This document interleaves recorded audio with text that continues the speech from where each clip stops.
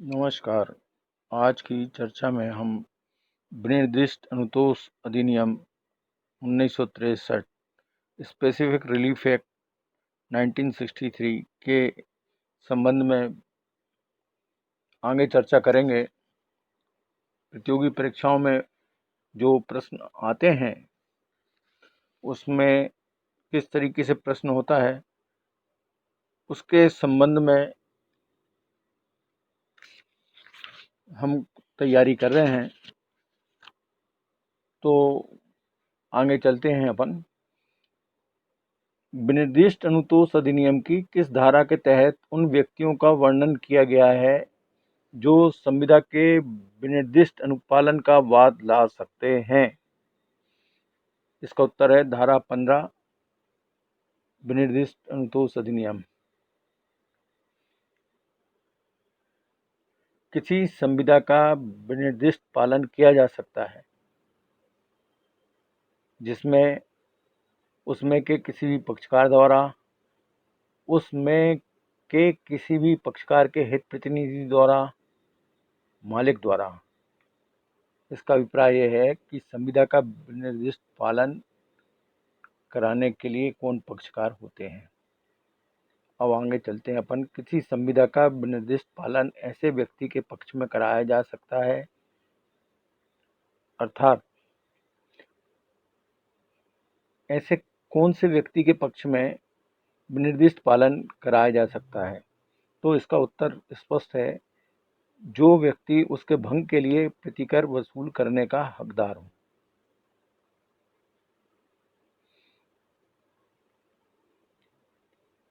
आगे देखते हैं अपन। अनुतोष के व्यक्तिगत वर्जन संबंधी प्रावधान किए गए हैं। ये धारा कौन से उसमें प्रावधान है? तो इसका उत्तर है धारा 16 में इसका प्रावधान किया गया है।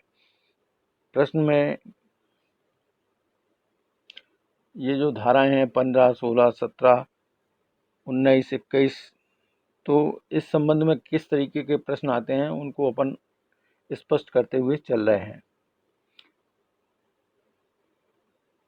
अब आगे प्रश्न आता है, जहां स्थावर संपत्ति के विक्रय की संविदा के मामले में प्रतिवादी हमेशा संविदा के अपने भाग को पूरा करने के लिए तत्पर रहा हो, लेकिन वादी अपने भाग को पूरा करने में असफल रहा हो, वहां वादी की क्या स्थिति होगी? वहां वादी संविदा के विनिर्दिष्ट अनुपालन की डिक्री प्राप्त करने का अधिकारी नहीं रह जाता है। जैसे कोई व्यक्ति ने कोई मकान खरीदने के लिए संविदा करता है कि वह संबंधित मकान 1 लाख रुपए में खरीद लेगा, 30,000 रुपये नगद देता है या चेक से देता है। वो कहता है कि 6 महीने में हम उसकी रजिस्ट्री करा लेंगे। अगर 6 महीने में वह रजिस्ट्री नहीं कराता है तो उस स्थिति में जिसने एग्रीमेंट किया था मकान खरीदने का, वो व्यक्ति अगर बाकी पैसे देकर रजिस्ट्री नहीं कराता है तो उस स्थिति में वह इस तरीके के केस नहीं लगा सकता कि संबंधित मकान बेचने के लिए परिवादी अर्थात वादी प्रतिवादी से क्रय करने का अधिकारी है। अब आगे देखते हैं अपन। किसी स्थावर संपत्ति को बेचने या पट्टे पर देने की संविदा ऐसे विक्रेता या पट्टाकर्ता के पक्ष में विनिर्दिष्ट प्रवर्तित नहीं कराई जा सकती जिसने यह जानते हुए कि उस संपत्ति पर उसका हक नहीं है, उसे बेचने की या पट्टे देने की संविदा की हो। तो इसके संबंध में स्पष्ट स्थिति है कि ऐसा नहीं हो सकता है। और प्रश्न पूछते हैं कि ऐसा केवल जंगम संपत्ति के संबंध में लागू होता है या केवल न्यायालय परिधि में आता है? तो इसका स्पष्ट उत्तर है कि ऐसी संविदा जो कि प्रवर्तित नहीं कराई जा सकती, जिसने ये जानते हो कि उस संपत्ति पर उसका हक नहीं है, उसे बेचने की या पट्टे पर देने की संविदा की है। तो ऐसी संविदा के संबंध में उसका पालन नहीं कराया जा सकता है।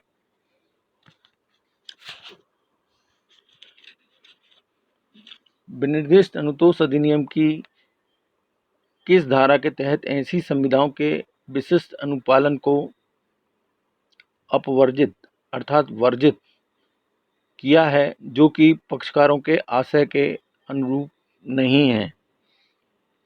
तो धारा 18 में बताया गया है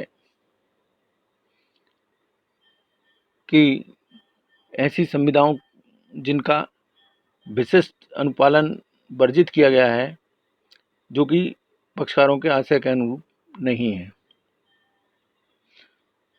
अब आगे का क्वेश्चन है, जहाँ की वादी ऐसी किसी लिखित संविदा का विनिर्दिष्ट पालन कराना चाहता है जिसमें फेरफार होना प्रतिवादी अभिकथित करता है, वहाँ वादी ऐसे अभिकथित फेरफार के बिना ईप्सित अर्थात इच्छित या जो चाही गई है उसका पालन अभिप्राप्त नहीं कर सकता। इसका मतलब है कि जहाँ संविदा के निष्पादन के अर्थात संविदा करने वाले पक्षकारों ने उसके निबंधनों में फेरफार कर दिया हो, तो ऐसी स्थिति में वादी ऐसे अभिकथित फेरफार के बिना जो भी संबंधित इच्छित संविदा थी उसका पालन नहीं करा सकता है। अब आगे देखते हैं, पक्षकारों के और उनसे व्युत्पन्न पश्चातवर्ती हक के अधीन दावा करने वाले व्यक्तियों के विरुद्ध अनुतोष का प्रावधान किया गया है। तो यह प्रावधान धारा 19 के तहत बताया गया है। जहां वैध दस्तावेज पर आधारित न होने के कारण संविदा ही नहीं है, वहां धारा 19 लागू नहीं होती। अब आगे देखते हैं, विनिर्दिष्ट अनुतोष अधिनियम के अंतर्गत उपबंधित अनुतोष है, यह वैवेकिक है। वैवेकिक अनुतोष है विनिर्दिष्ट अनुतोष अधिनियम के अंतर्गत उपबंधित अनुतोष। अब आगे का क्वेश्चन देखते हैं, न्यायालय विनिर्दिष्ट अनुपालन न केवल प्रतिवादी के विरुद्ध करा सकता है बल्कि उन सभी के विरुद्ध करा सकता है जिसके पक्ष में प्रतिवादी ने प्रथमता विलेख को निष्पादित करके उसमें स्वतः को विस्थापित किया है। तो ऐसे प्रश्न के संबंध में पूछते हैं, सही है या गलत है, या किन परिस्थितियों में किया जा सकता है, या न्यायालय के विवेक का किस स्थिति में किया जा सकता है। तो इसका स्पष्ट उत्तर है कि न्यायालय विनिर्दिष्ट अनुपालन न केवल प्रतिवादी के विरुद्ध करा सकता है बल्कि उन सभी के विरुद्ध करा सकता है जिसके पक्ष में प्रतिवादी ने प्रथमतः विलेख को निष्पादित करके उसमें स्वतः को विस्थापित किया है। तो इसका उत्तर है सही है। इसके बाद देखते हैं, न्यायालय विनिर्दिष्ट अनुपालन कराने से इनकार करने के अपने विवेकाधिकार का प्रयोग कर सकता है जहाँ की संविदा की शर्तें ऐसी हों जो कि वादी को प्रतिवादी के ऊपर अनावश्यक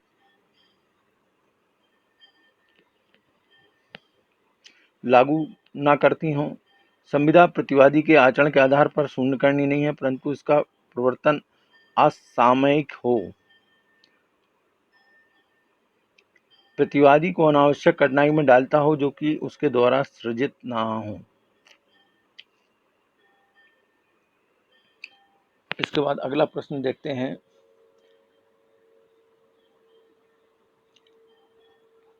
विनिर्दिष्ट अनुतोष अधिनियम के तहत कुछ मामलों में प्रतिकर दिलाने की शक्ति का प्रावधान किया गया है, ऐसा प्रावधान किस धारा में किया गया है? इसका उत्तर है धारा 21 में कतिपय मामलों में प्रतिकर दिलाने की शक्ति का प्रावधान किया गया है।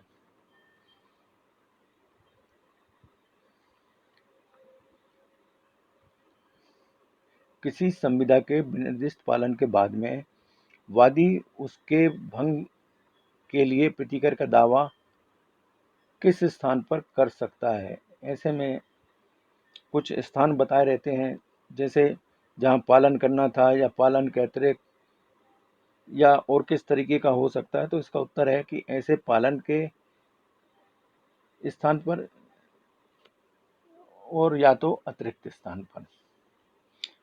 अब देखते हैं हम धारा 23 के संबंध में।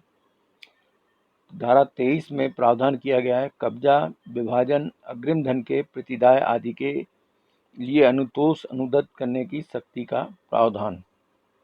इसको विशेष रूप से ध्यान दें।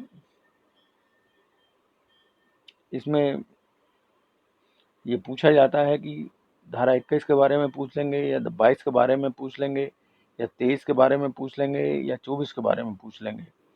तो ये अलग अलग उसमें अलग अलग धारा का वर्णन है। हमें धारा 21, 22, 23, 24 को विशेष रूप से ध्यान में रखना है।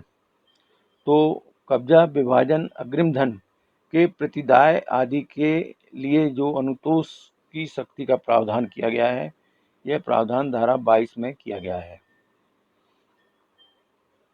अब आगे देखते हैं, स्थावर संपत्ति के अंतरण की संविदा के विनिर्दिष्ट पालन का बाद लाने वाला कोई व्यक्ति समुचित मामले में ऐसे पालन के अतिरिक्त मांग कर सकता है। अर्थात वो और कौन कौन सी मांग कर सकता है? तो वह संपत्ति का कब्जा या पृथक कब्जे की मांग कर सकता है, संपत्ति का विभाजन की मांग भी कर सकता है, और अग्रिम धन या निक्षेप, जो उसने अग्रिम धन या पैसे जमा किए थे वो वापस लेने की मांग भी कर सकता है, विनिर्दिष्ट पालन के बाद के अतिरिक्त।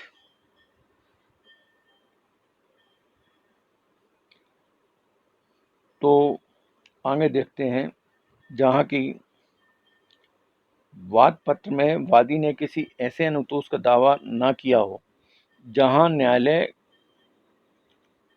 कार्रवाई के किसी प्रक्रम में वादी को वाद पत्र में ऐसे अनुतोष का दावा सम्मिलित करने के लिए ऐसी शर्तों पर जैसा वह न्याय संगत समझे। क्या होगा कि ये अपील पुनरीक्षण में नया वाद पत्र संस्थित करने की अनुज्ञा देगा?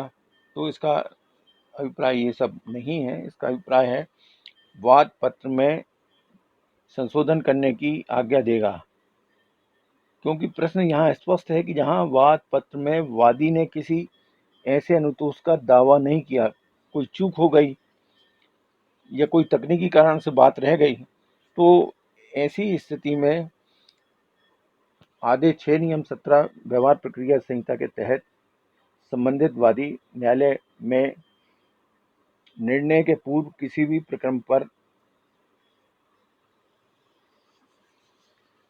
अर्थात जब केस निर्णय के लिए लग गया हो उसके पहले, ऐसे अनुतोष का दावा करने के लिए आवेदन कर सकता है, और न्यायालय उचित पाने पर जो भी शर्तें निर्धारित करें उनके तहत वादी को ऐसा संशोधन वाद पत्र में सम्मिलित करने की अनुज्ञा दे सकता है। अब आगे देखते हैं,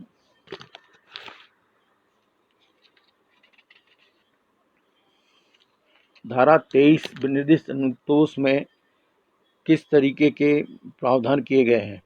तो धारा 23 विनिर्दिष्ट अनुतोष अधिनियम के तहत संविदा में विनिर्दिष्ट राशि के भुगतान की आज्ञप्ति प्रदान नहीं करने के संबंध में प्रावधान किए गए हैं। मतलब ये है कि जहां न्यायालय के समक्ष कोई दावा किया जाता है जिसमें विनिर्दिष्ट अनुपालन का प्रवर्तन किया जाता है, तो न्यायालय प्रवर्तन करते समय संविदा में निर्दिष्ट राशि के भुगतान की ज्ञप्ति प्रदान नहीं करता है। इसके बाद अगला क्वेश्चन है,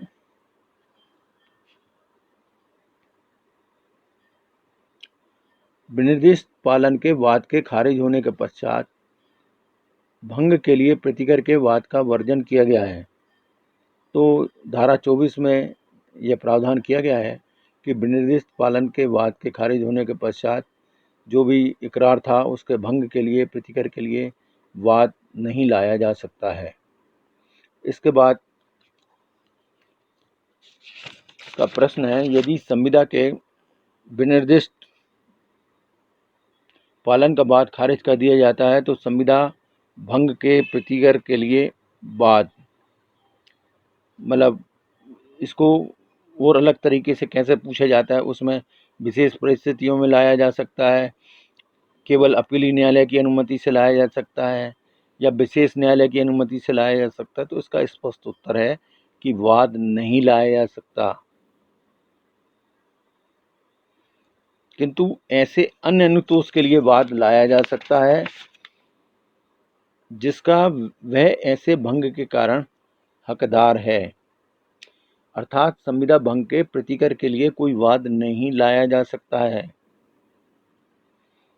अन्य कोई वाद लाया जा सकता है जिसका वह ऐसे भंग के कारण हकदार है। ठीक है, अब इसके बाद देखते हैं हम 25 धारा में किस तरीके के प्रावधान हैं। तो इस संबंध में जो प्रश्न आते हैं उसके संबंध में जो स्थिति है उस पर चर्चा करते हैं। विनिर्दिष्ट अनुतोष अधिनियम की धारा 25 के अंतर्गत संविदाओं के संबंध में अध्याय 2 के प्रावधानों को लागू किया गया है। तो ऐसे प्रावधानों को उन पंचाटों पर जिन पर की विभाजन अधिनियम 1940 लागू नहीं होता, अर्थात उन पंचाटों पर जिन पर विभाजन अधिनियम 1940 लागू नहीं होता है और व्यवस्थापन के निष्पादन करने से किसी इच्छा पत्र या परवर्ती उत्तराधिकार पत्र में किए गए निर्देशों पर ये प्रावधान बताए गए हैं। उक्त दोनों स्थितियों में धारा 25 के अंतर्गत संविदाओं के संबंध में अध्याय 2 के प्रावधानों को लागू किया गया है। वो ये दो प्रावधान हैं, विभाजन अधिनियम 1940 और व्यवस्थापन के निष्पादन करने से किसी इच्छा पत्र या परवर्ती उत्तराधिकार पत्र में किए गए निर्देशों पर। अब इसके बाद चर्चा करते हैं अपन लिखतों की परिशुद्धि के संबंध में। कुछ प्रावधान हैं जिन पर प्रश्न आ जाता है कई बार। अधिनियम की कौन कौन सी धारा संविदा के पक्षकारों के विलेख के परिशोधन के संबंध में पक्षकारों को प्राधिकार प्रदान करती है कि वे विलेख में परिशोधन के लिए आवश्यक वादकारी प्रक्रिया का संचालन कर सकते हैं। तो धारा 26 में इस संबंध में प्रावधान किए गए हैं।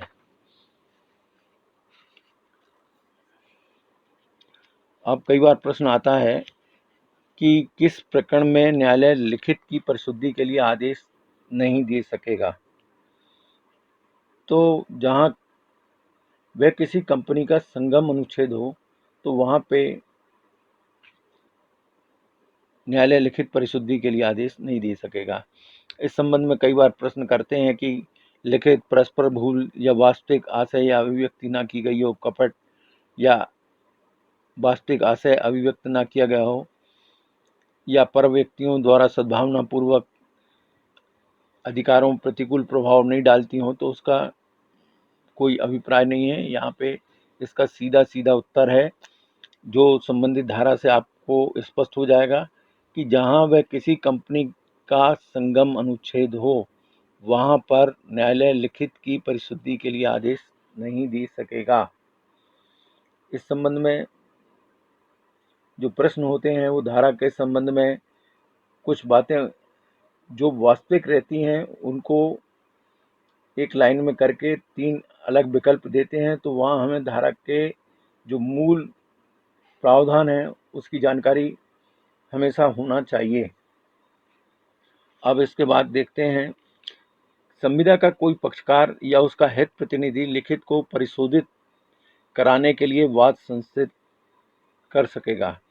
अर्थात संविदा का कोई पक्षकार या उसका हित प्रतिनिधि लिखित को परिशोधित कराने के लिए केस लगा सकता है यदि कपट या पारस्परिक भूल के कारण संविदा की गई हो, संविदा से आशय स्पष्ट न होता हो तो, कंपनी अधिनियम के अनुच्छेदों से संगम नहीं हो तो, इन सभी स्थितियों में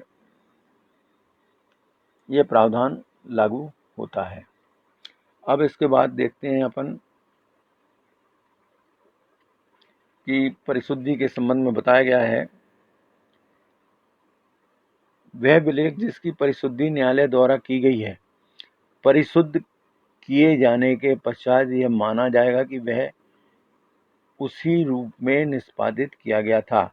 इसका अभिप्राय यह है कि यदि कोई विलेख में न्यायालय के द्वारा कोई सुधार किया जाता है तो जो सुधार किया गया है उसी के अनुरूप वह लिखा गया था, ऐसा माना जाता है। अब अपन चर्चा करते हैं संविदाओं का विखंडन। कपट या पारस्परिक भूल के कारण लिखित की परिशुद्धि हेतु परिसीमा है, तो इसके संबंध में आंसर होगा 3 माह, 6 माह, 9 माह। तो इसके संबंध में कोई सीमा नहीं है।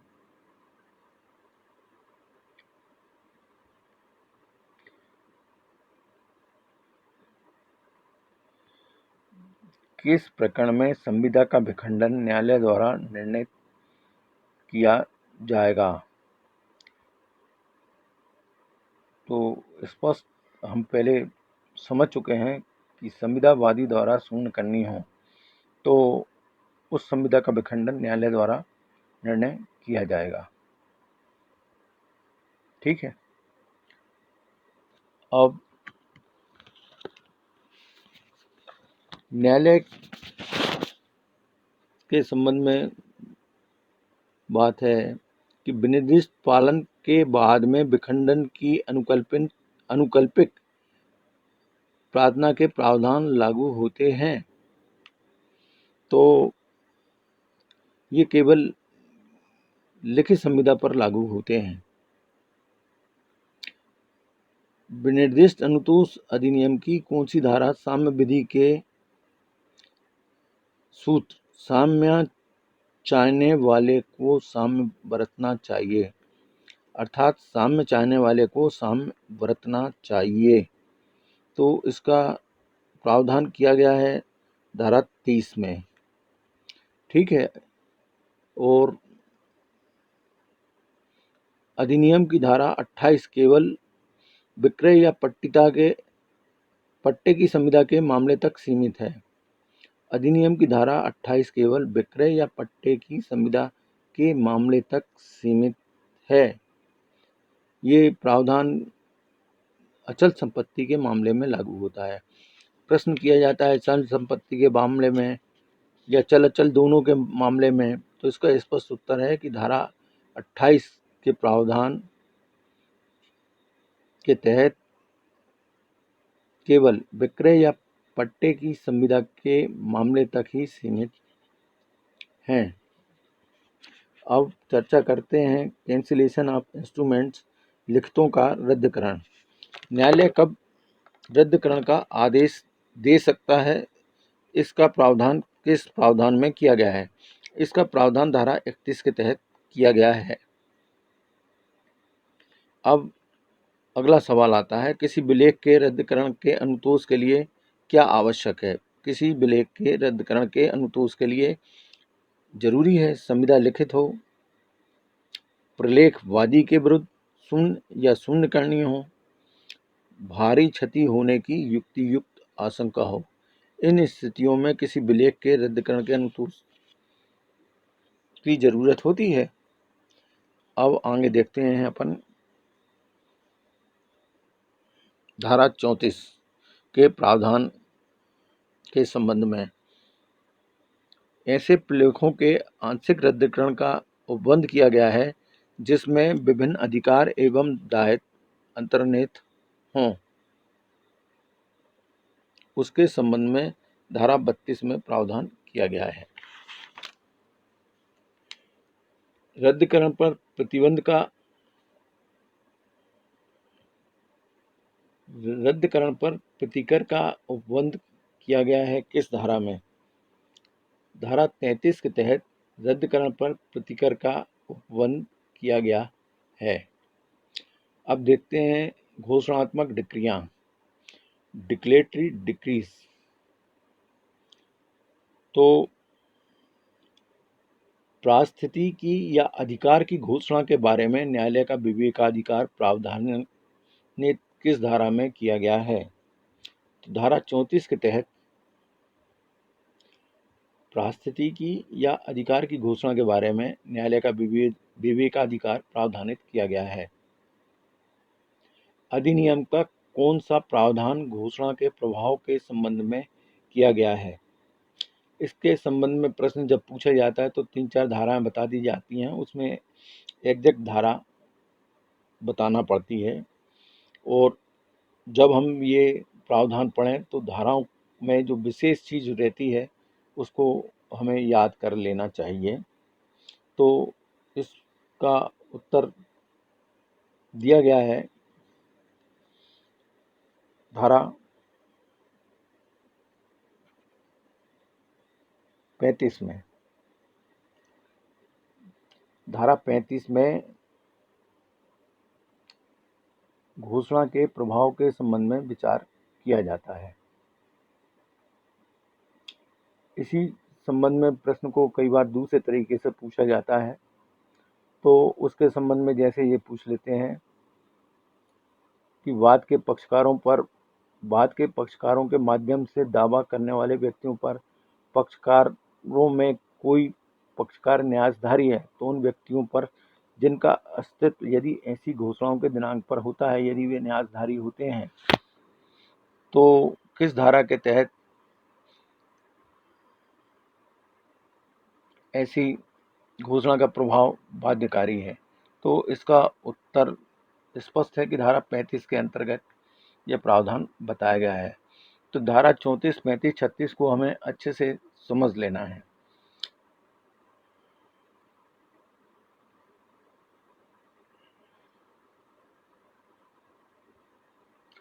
व्यक्तिबंधी घोषणा के रूप में कौन सी धारा के अंतर्गत प्रावधान किया गया है? तो अधिनियम की धारा 34 के अंतर्गत व्यक्ति संबंधी घोषणा के रूप में डिक्री का प्रभाव बाध्यकारी होता है, यह स्पष्ट है। इसके बाद व्यादेश साधारणता, इंजंक्शंस जनरली के बारे में थोड़ा सी चर्चा करते हैं। निवारक अनुतोष अनुदत्त किया जा सकता है। तो निवारक अनुतोष के बारे में क्या स्थिति रहती है? जो सामान्य बातें हैं उसमें महत्वपूर्ण 3-4 बातें दी रहती हैं, तो हमें देखना होता है कि कौन सी बात है। तो ये न्यायालय के विवेकानुसार अस्थायी या शाश्वत व्यादेश द्वारा निवारक अनुतोष प्रदान किया जा सकता है।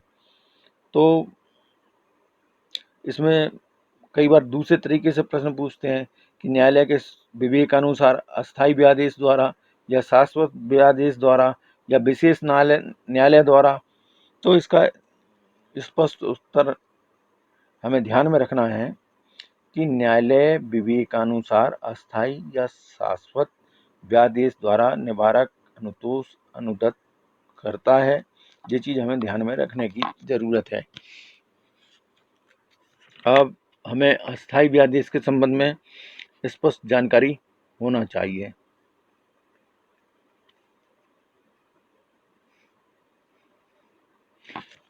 अस्थायी व्यादेश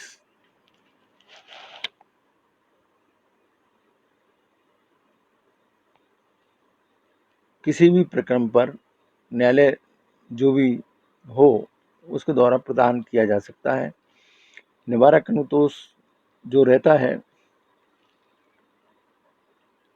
वो अलग चीज़ है, और अस्थायी व्यादेश के संबंध में जो बात है वो अलग है। इसके बाद शाश्वत व्यादेश की बात आती है। तो शाश्वत व्यादेश के संबंध में जो धारा 38 है उसमें प्रावधान किया गया है कि यह शाश्वत व्यादेश कब दिया जा सकता है। तो धारा 38 में शाश्वत व्यादेश कब दिया जाएगा इसके बारे में स्पष्ट प्रावधान किया गया है। यदि प्रतिवादी वादी के संपत्ति के अधिकार या उपभोग पर आक्रमण करे या आक्रमण की धमकी दे, तब न्यायालय शाश्वत व्यादेश दे सकता है, जहां की प्रतिवादी वादी के लिए उस संपत्ति का न्यासी हो, वास्तविक क्षतिपूर्ति का निर्धारण करना असंभव हो, हस्तक्षेप ऐसा हो कि धन के रूप में प्रतिकर पर्याप्त अनुतोष नहीं होगा। इन सभी स्थितियों में न्यायालय शाश्वत व्यादेश दे सकता है। इसके बाद आगे प्रश्न करते हैं, जबकि प्रतिवादी वादी के संपत्ति के अधिकार या उपभोग पर आक्रमण करे या आक्रमण की धमकी दे, तो किस दशा में न्यायालय शाश्वत व्यादेश दे सकता है? तो इसका उत्तर है जहाँ की धन के रूप में प्रतिकर यथायोग्य अनुतोष न पहुंचाता हो, जहाँ वह न्यायिक कार्रवाइयों के बाहुल को निवारित करने के लिए जरूरी हो, जहाँ की वादी को वास्तविक नुकसान का भी निश्चित करने के लिए कोई मानक विद्यमान ना हो। तो ये प्रश्न थोड़ा, ये महत्वपूर्ण जो पॉइंट हैं इन्हीं को याद रखने की ज़रूरत है, मैं बार बार कह रहा हूँ। तो इसी तरीके से प्रश्न आते हैं। अब बात है कि धारा 39 के तहत जो व्यादेश किए जाते हैं उनको क्या कहते हैं? तो आज्ञापक या समादेशात्मक व्यादेश धारा 39 के तहत प्रावधानित किए गए हैं।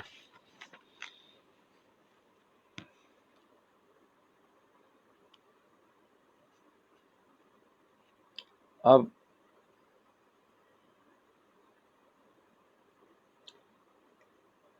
व्यादेश के स्थान या उसके अतिरिक्त नुकसानी के दावे का प्रावधान किया गया है। धारा 40 में इसका प्रावधान है। क्षतिपूर्ति अनुतोष का दावा करना होता है आभारात्मक, ठीक है। अब वर्न एंड कंपनी विरुद्ध मैकडोनल्ड में जो अभी निर्धारित किया गया है वो इस प्रकार है कि नियोजक उस सेवक के विरुद्ध व्यादेश प्राप्त करने का हकदार है जो संविदा की अवधि के दौरान सेवा छोड़कर चला गया है।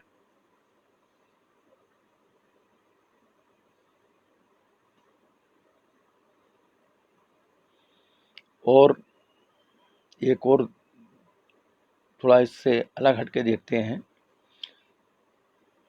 वाद लाने से जहां वर्जित किया गया है कि वादी जहां संविदाजन आभारों को रोकने के लिए व्यादेश जारी करने के लिए वाद लाता है,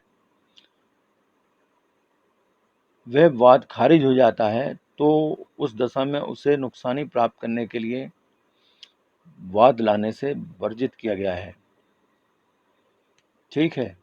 एक प्रश्न और देखते हैं हम। का खाक के कथन को प्रकाशित करने की धमकी देता है जो कि भारतीय दंड संहिता के अंतर्गत दंडनीय हो सकता है। खा व्यादेश हेतु वाद लाता है और उस कथन के प्रकाशन को रोके जाने का निवेदन करता है। ऐसी स्थिति में न्यायालय व्यादेश दे सकेगा, यद्यपि यह दर्शित है कि वह खाकी संपत्ति के लिए हानिकारक नहीं है। तो इस तरीके के प्रश्न विनिर्दिष्ट अनुतोष अधिनियम के तहत प्रतियोगी परीक्षाओं में आ सकते हैं, जिसके संबंध में हमने आज दूसरे चर्चा के दौरान इस एक्ट के पूरे प्रावधानों पर चर्चा की है। आप लोगों को इस संबंध में जो भी और प्रश्न करना हो वो आप कमेंट बॉक्स में कर सकते हैं, और कुछ अलग से भी वीडियो बना हुआ है विनिर्दिष्ट अनुतोष अधिनियम की कुछ धाराओं पर। यदि आप लोगों को और कोई आवश्यकता होगी तो उसके संबंध में भी हमारे द्वारा पूरा सहयोग किया जाएगा, क्योंकि ये मुफ्त कानूनी चर्चा है। तो इसका अभिप्राय यही है कि जो विधि की जानकारी है वो निःशुल्क रूप से सभी लोगों को प्राप्त हो, और जो प्रतियोगी परीक्षा के प्रत्याशी हैं वो अपनी तैयारी इस तरीके से पूरी कर लें कि उन्हें जिस पद के लिए वो चयनित होते हैं उसके संबंध में उन्हें व्यवहारिक ज्ञान की जानकारी भी हो, और व्यवहारिक ज्ञान की प्राप्ति के लिए उन्हें व्यवहारिक रूप से कार्यस्थल पर जाकर अवलोकन करना चाहिए, और कार्यस्थल पे अवलोकन के पश्चात भी उनके मन में कभी कोई प्रश्न आते हैं तो इस चैनल के किसी भी वीडियो पे वो अपनी बात को रख सकते हैं, और जानकारी होने पे उस पर विस्तृत चर्चा हम करेंगे। धन्यवाद, नमस्कार। आपने वीडियो अभी तक सब्सक्राइब किया होगा, अगर नहीं किया है तो ज़रूर सब्सक्राइब करिए। इसमें प्रतियोगी परीक्षा के प्रत्याशियों के लिए भी जानकारी दी है, सामान्य जन के लिए भी जानकारी दी है, और नए अधिवक्ताओं के लिए भी विधिक जानकारी है। धन्यवाद।